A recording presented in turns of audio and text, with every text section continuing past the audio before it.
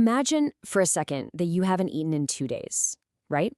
You know exactly where the herd is. You tracked it yesterday, you mapped the entire route in your head, and now all you literally have to do is get there. There's no delivery app to save you if you miss out. But then it starts raining. And I don't mean a light drizzle. I mean a heavy, soaking, wind-driven rain that just doesn't stop. It goes all day, all night, straight into the next morning. You can't hunt. The mud has completely washed the tracks away. You can't move through the open because, well, wet ground and bare feet on rocky terrain means a twisted ankle. And out here, a twisted ankle means death. The river is rising and your fire is starting to struggle. Welcome to this explainer, where we're going to look at exactly how our prehistoric ancestors handled relentless, week-long rainstorms, and why these terrifying moments of being completely trapped might actually be the very foundation of human culture. Okay, let's dive into this by first completely shattering our modern perspective. Today, when it rains, what do? We close the window, make some coffee, maybe grab a cozy blanket, and put on our favorite streaming show. We just sink into the couch. For you and me, rain is just background noise, right? It makes us feel calm, maybe a little sleepy. But for a human being 50,000 years ago, that exact same rain, the exact same sound you fall asleep to, was a lethal crisis. It could kill you in 3 entirely different ways before the storm even broke. You see, you weren't just sitting around bored during a prehistoric storm. You were trapped in this intense, high-stakes fight for survival. This definitely wasn't a time to kick back and rest. Rain didn't just make life a little uncomfortable, it fundamentally altered the safety of your entire environment. Every single decision made during these storms was quite literally a matter of life and death. And as we analyze the data from our sources, we see that being stuck inside a rock shelter required absolute extreme ingenuity just to live to see the sun again. To truly grasp this, we have to look at the 3 completely different, lethal threats brought on by these ancient rainstorms. First up is the cold. A wet human loses body heat up to 25 times faster than a dry one. 25 times! Without waterproof clothing, a long storm dropping below 50 degrees Fahrenheit could push you into hypothermia in a matter of hours. Second, flooding. Caves are usually at the base of hillsides. Archaeologists have literally dug up thick layers of flash flood sediment inside occupied caves. That means water surged in while people were living there, and sometimes those caves were never used again. And the third threat? Predators. The rain drove animals into shelter too. In South Africa, they've found cave layers containing both human remains and large cat remains. Tragically, some of those ancient human skulls actually have puncture marks that perfectly match leopard teeth. So everyone, humans, predators, prey, was getting squeezed into the exact same terrifyingly small, dry spaces. Section 1. Prioritizing fire maintenance, the only lifeline. In the middle of this compressed, terrifying world, one job mattered more than absolutely everything else. Before roughly 40,000 years ago, controlling an existing fire and creating one from absolute scratch were 2 very different skills. A lot of people just couldn't easily do the latter. So if your fire went out, you were in serious trouble. Our ancestors literally carried smoldering coals packed inside a woody mushroom called tender fungus. Actually, scratch that, it's more like a biological lighter. And we know this for a fact. When Otzi the Iceman, a 5,300-year-old frozen man, was found in the Alps, he was carrying a dedicated fire kit, the whole shebang. His kit was remarkably comprehensive: tinder fungus, flint, iron pyrite for sparks, and backup plant tinder.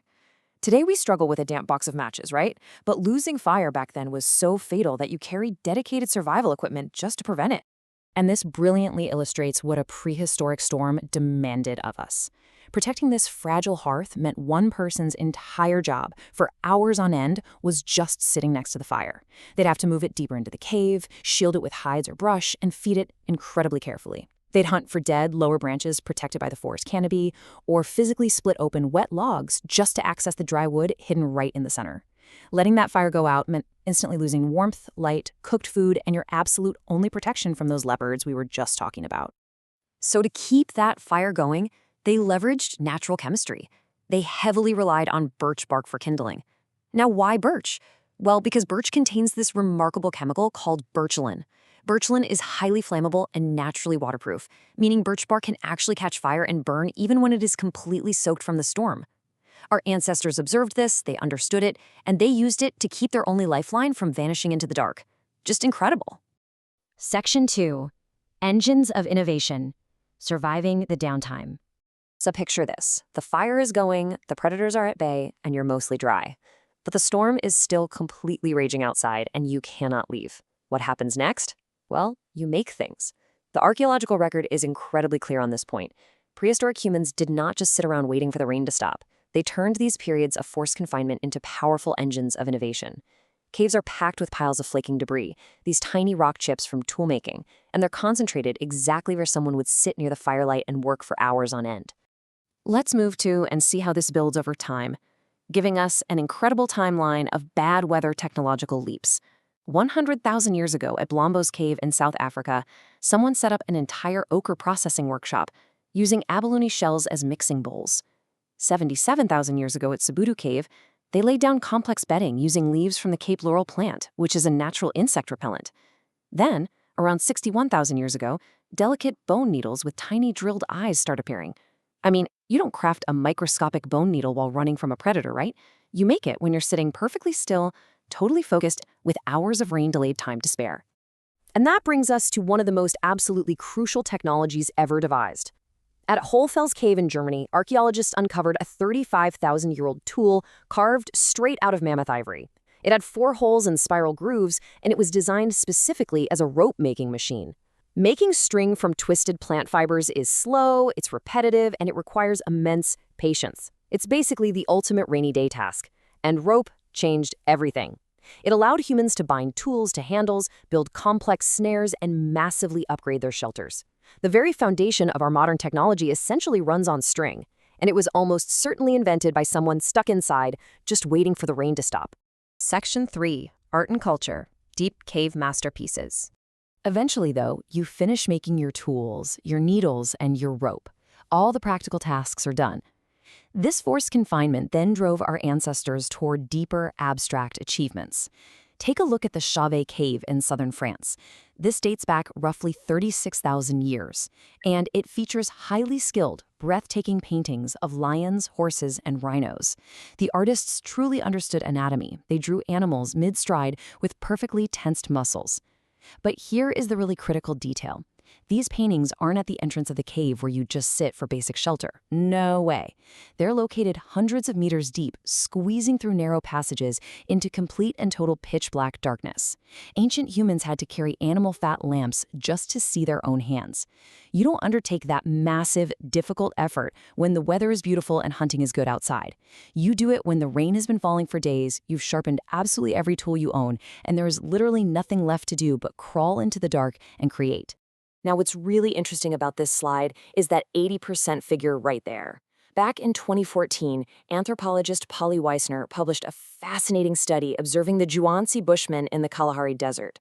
During the day, their conversations were almost all about practical things, resources, complaints, land disputes. But at night, sitting around the fire, over 80% of their conversation shifted entirely to stories, myths, and ceremonies. The firelight completely changed the dynamic. It softened faces, it reduced tension. When 15 to 30 ancient humans were forced into a confined space together for days on end because of a storm, they talked. The campfire wasn't just for warmth, it was the original social network. And the stories they shared weren't just idle gossip. They were the transmission of vital survival knowledge. Where to find water in the heat of summer, which plants are safe to eat, exactly how to track a specific animal. This was critical, life-saving data moving directly from one brain to another. To prove just how incredibly durable this fireside storytelling was, look at Australian Aboriginal oral traditions. These cultures have stories that describe sea level changes that happened roughly 7,000 years ago. 7,000! And the stories perfectly map to verified, real geological events. That level of cultural memory doesn't just spontaneously develop out of nowhere. It requires groups spending enormous amounts of downtime, like during extended rainstorms, sitting together, retelling, updating, and heavily reinforcing their collective memory over millennia. Section 4. Post-rain advantages. Thriving after the storm. So the storm eventually breaks, the sky clears, and our ancestors finally step out of the cave. Surviving the rain actually brought some massive, game-changing advantages. You see, a rainy period didn't stop the food supply. It completely changed it. And those who understood this, they thrived. The soft mud provided deep, perfectly detailed animal tracks, offering basically the best tracking conditions in the world. Prehistoric campsites almost always feature rock depressions, sometimes deliberately carved, that naturally pooled clean, safe drinking water. And crucially, heavy rain in tropical areas triggers massive termite swarms. Termites are incredibly protein-dense. You don't even need weapons to hunt them. You literally just pick them up. Chimpanzees absolutely gorge on them after rainstorms, and early humans undoubtedly did the exact same thing on a massive scale. Section 5. Creative Catalyst. Rethinking Bad Weather. So the crucial point is, what we've uncovered completely changes how we should view bad weather in human history. Ancient humans didn't waste a single drop of rain. They kept the fire alive, they manufactured complex tools, they sewed clothing, twisted rope, painted absolute masterpieces deep underground, and transferred crucial generational knowledge. Wet weather delays were absolutely not wasted dead time. As the source beautifully points out, boredom didn't really exist for them the way it does for us today. When your life completely depends on what you can produce with your own hands before the storm clears, you don't get bored, you get creative.